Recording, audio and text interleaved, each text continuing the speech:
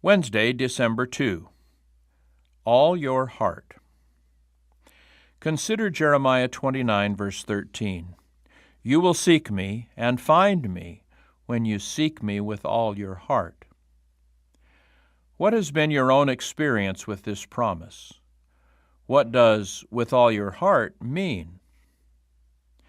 The Lord knows the beginning from the end.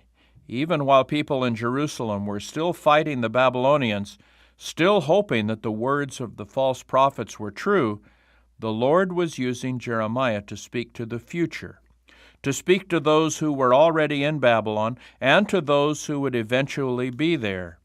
And what words he spoke. Consider now Jeremiah 29, verses 1 through 14. How is the love and mercy of God revealed in these texts? Here are excerpts from Jeremiah 29, 1 through 14.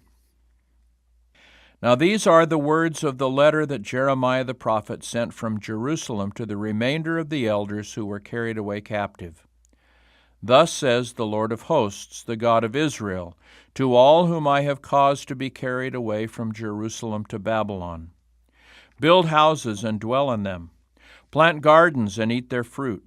Take wives and beget sons and daughters, so that they may bear sons and daughters, that you may be increased there and not diminished.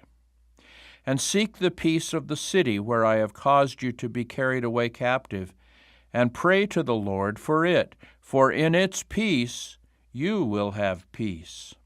For thus says the Lord of hosts, the God of Israel, do not let your prophets and your diviners who are in your midst deceive you, for they prophesy falsely to you in my name. I have not sent them, says the Lord. For thus says the Lord, after 70 years are completed at Babylon, I will visit you and perform my good word toward you, and cause you to return to this place. For I know the thoughts that I think toward you, says the Lord, thoughts of peace and not of evil, to give you a future and a hope. Then you will call upon me and go and pray to me, and I will listen to you. And you will seek me and find me when you search for me with all your heart. I will be found by you, says the Lord, and I will bring you back from your captivity. Here was a true message of grace, unlike the false message of grace that the people had heard from the prophets who told them that their exile would be over in short order, even just 2 years. That was not God's plan, and it was not going to happen. Instead, based on the clear teachings of Moses, they had to accept that this was their fate, at least for now. But just as Moses had said, if they repented, they would be restored to the land. Consider now Deuteronomy 30, verses 1 through 4. How do these texts reflect what Jeremiah said to the people? Here's the text.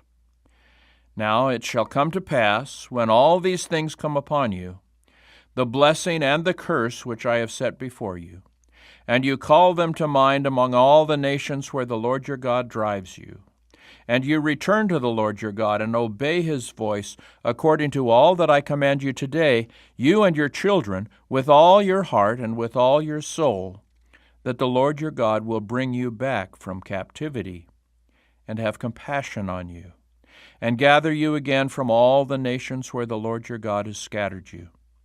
If any of you are driven out to the farthest parts under heaven, from there the Lord your God will gather you, and from there he will bring you.